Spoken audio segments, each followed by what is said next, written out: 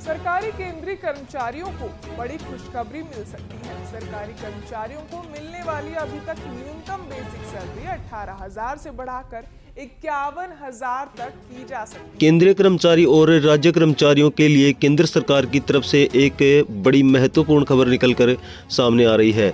जी हां, कर्मचारी हो जाएंगे अब मालामाल। सरकारी केंद्रीय कर्मचारियों को बड़ी खुशखबरी मिल सकती है। सरकारी कर्मचारियों को मिलने वाली अभी तक न्यूनतम बेसिक सैलरी 18,000 से बढ़ाकर 51,000 तक किया जा सकता है। अगर ऐसा होता है तो 1 करोड़ से ज़्यादा कर्मचारियों को फायदा होगा। केंद्र सरकार के कर्मचारियों और पेंशन भोगी प्रधानमंत्री नरेंद्र मोदी की अगुवाई वाली सरकार की ओर से 8वें वेतन आयोग के गठन की घोषणा का बेसब्री से इंतजार कर रहे हैं। इसी बीच खबर निकलकर सामने आ रही है, जहां सरकार 8वां वेतन आयोग लाने पर विचार कर रही है।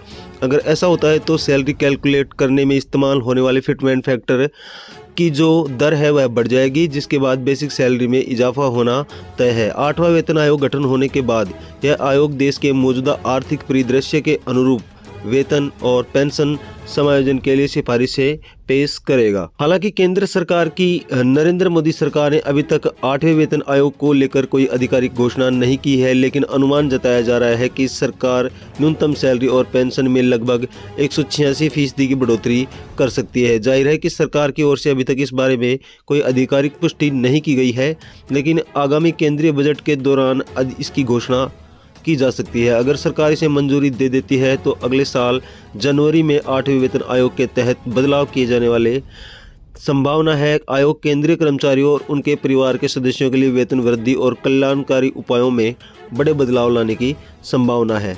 संयुक्त सलाहकार तंत्र की राष्ट्रीय परिषद NCJCM ने सिफारिश की है कि कर्मचारियों के लिए वेतन वृद्धि 2.86 के प्रस्तावित फिटमेंट फैक्टर पर आधारित है।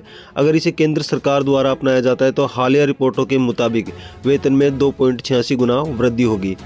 फिटमेंट फैक्टर शब्द वेतन और पेंशन की पुनर्गणना के लिए एक निर्धारित मापदंड के रूप में कार्य करता है। यदि इस बार भी 2.86 फिटमेंट फैक्टर लागू होता है तो केंद्रीय कर्मचारियों का न्यूनतम बेसिक सैलरी 18,000 रुपये से बढ़कर 51,000 रुपये से अधिक हो जाएगी।